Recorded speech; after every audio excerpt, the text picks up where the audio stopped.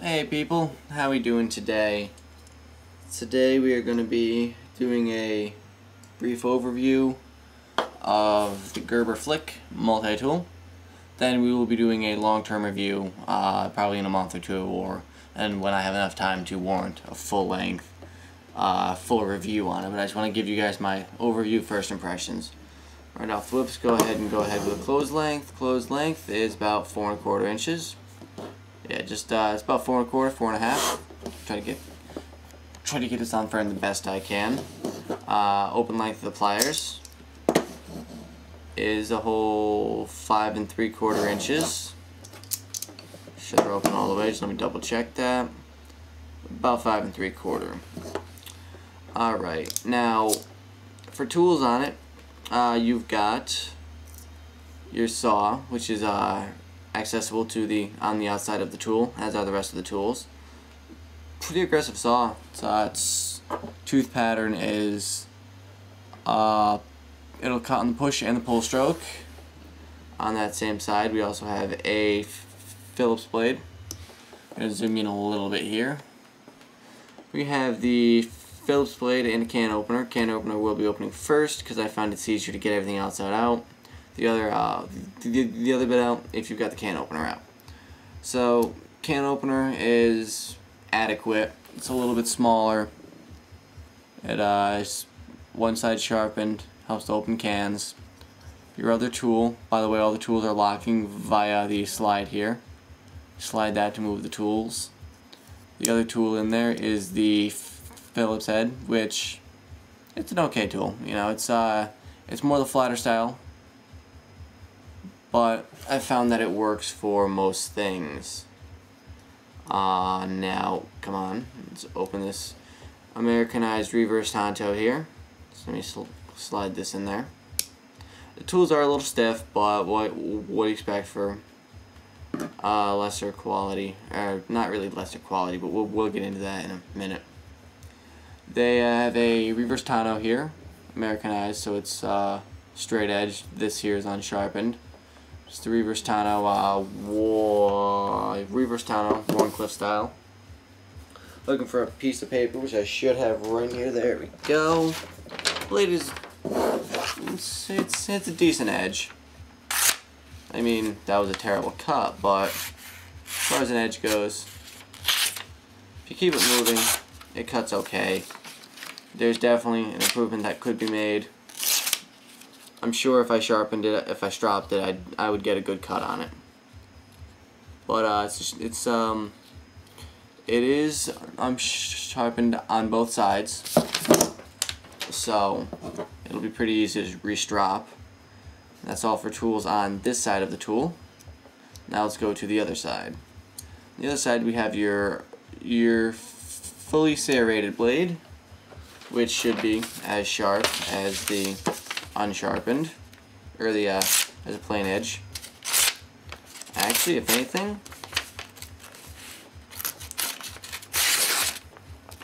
it's actually sharper. So that's kind of surprising, but you know, I'm not gonna dwell on it too much because I don't really carry this for the blade aspect. Also on this side we have the flathead plus can opener, which is it's alright. It's it's not the best. Then we also have your smaller flat blade as well. Now, can opener on this one is not as aggressive as an Atwood G2 or my other tool, which I actually have right next to me. So let me get this out just to give you guys a comparison.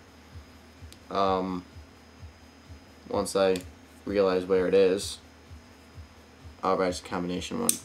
So it won't be as aggressive as, say, the one on the Wave or the one on the SOG Power Lock, which is also right here.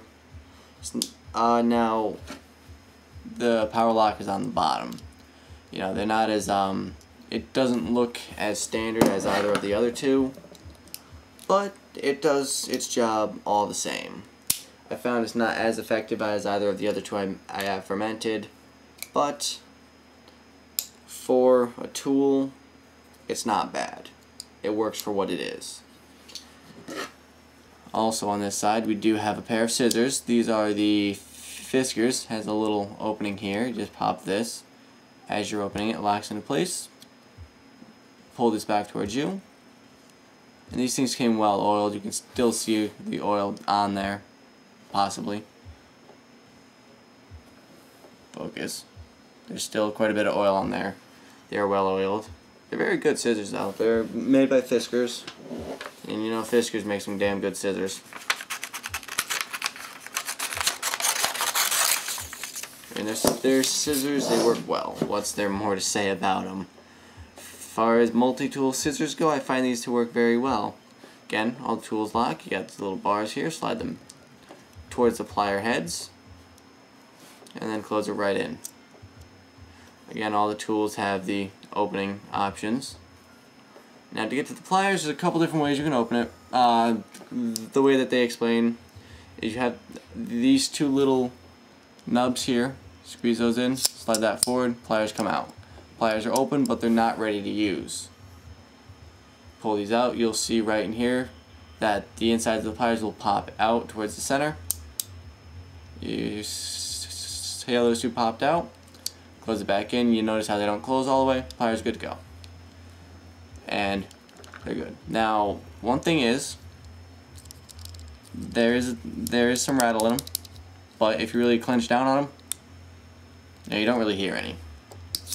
But keep in mind, guys, for pliers that you can open like that, it didn't engage, but for ones you're able to snap open and go, you have to expect a little bit of rattle because of that. Because if there wasn't any rattle, the pliers wouldn't slide.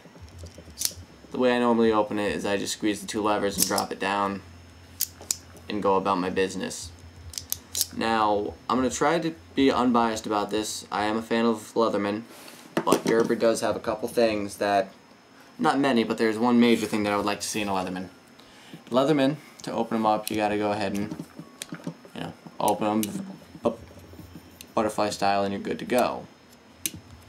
Now, one thing I would like to see is I'd like to see a Leatherman with the one-hand open capability. The Flik has all the tools accessible on the outside. This is an upgrade off of the Gerber Scout series, multi-tool 600 series, that kind of thing. It's an upgrade off of those, where these are now have all the tools on the outside. Because that's one of the main things with the older style ones. This was how wide they were when they were closed. And all your tools were accessible from the inside. You had to open it up all the way, pull the tools out, and go about your business. With the Flik here, they're all accessible outside. There are no internal tools, which makes it easier to keep it very slimlined when it's closed. Close the pliers, it's almost like you're opening them. Squeeze these together, you'll notice that the handles slide together. And you'll also notice that these two portions inside here that popped out, left and right here, will pop together, and the handles will slide together. And that's with only pressure on these two latches. Press the latches that slides together, slide the pliers into the handle. Handles are plier heads are completely inside. That's one problem they used to have with the 600 series. And those, the pliers used to be out just a tad. Now the pliers sit flush, which is very nice of them. Again, you can just snap it open and go about your business. All your tools are on the outside. Gerber definitely hit the bar with it because of that one feature. That is the main reason I picked these up. I picked them up in my local neighborhood Cabela's, which is about an hour away. Pliers got your standard needle nose, crimp jaws, I call them. It's your more aggressive toothed, and your V-cutter wire cutters. Or your, almost like, I call them the dikes. You might have a different name for them. But you put the wire right in there, you clip it, it clips at center. It doesn't clip up against the flat portion, so it's not a blade closing up against a piece of flat, it's two blades clipping together, if that makes any sense. Close them down, squeeze that, slide it back in. Open it back up, you're good to go. Now there was a sheath with this. I didn't use it. I didn't like it. my main reason for getting this one was to see if Gerber could bring something to the table as far as a multi-tool goes. The place I'm going to keep it, which I'm going to check and see if it fits right now, which it does, is going to be right on my remora in the pouch right here where I keep my wave, which it does fit. I just checked and I'm happy to say it does fit. So now I have an option of that, the wave, or I believe the power lock will also fit. Confirm that. Yep, SOG power lock will also fit.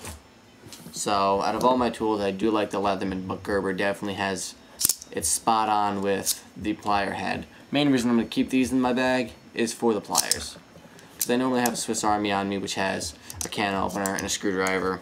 The only thing I might need off of this, that's another thing, guys. If these aren't closed right, you're going to end up with it looking like this, and these plier heads will actually drop one direction or the other, and it's not going to latch right. You'll be able to tell handles won't be together. If that happens, slide the pliers back out, relock them in place, close it back down. Sometimes if you don't close them right, what'll happen is if you slide them out, you might be able to slide them back together and then lock them down. So as far as size comparison goes, it's about the same size as your wave. It's a little bit longer than a standard Leatherman wave when the pliers are open and in use. It's about the same size as the Leatherman. It's just your basic size comparison, needle nose to needle nose. Get this up where you can see. They are a little bit larger, or the wave's a little bit longer open because the plier heads are quite a bit longer. Where if we were to go to the pivot of the plier heads, the Leathermans have a little bit longer noses, and they're a little bit more acute of a tip, but they're still pretty good. I mean, they are centered within each other. I have not found an issue with them yet. Now, for blade steel on the tools go, again, it is a Gerber, so they don't really tell you unless it's S30V or one of those, and it was not stated, so I'm assuming that it's a stainless steel of some sort, one of Gerber's mystery steels. I believe this is also, the Flik also has a few other, variations of itself. There is a fisherman version, which has very fine pliers. The pliers actually, they go from here, they go up to a finer tip, and they actually form as they kind of go up to a very fine needle tip, which would be well for pulling hooks out of fish and whatnot. They also have this in a black oxide version, in both the standard one here and in the fisherman version. All the tools are the same from what I can tell between the Gerber Flik and the Flik Fisherman. That's the main reason I got these, was that one-hand opening plier. And you are able to open it one-handed and close it one-handed too. So, but you know, if you're looking for a good tool to throw in your glove box, you can throw it right in your glove box and forget about it until you need it.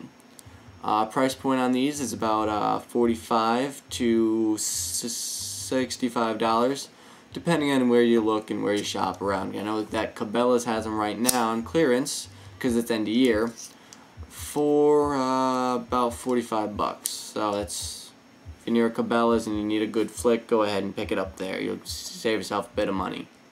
But all your tools are accessible outside. It's got your Fisker scissors, your bread blade, I call it, your straight edge, and your saw.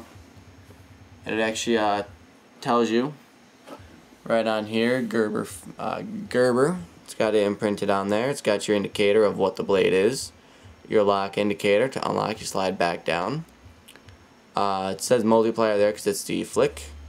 On the other side, you go ahead and it says it's got your indicator for scissors. Up here, it's got the one for the blade. Sorry about the lighting, guys. I'm trying to still get this all worked out.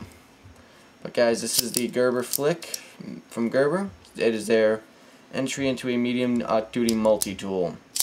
If you're looking mainly for pliers, the Flik is a good alternative besides the Leatherman.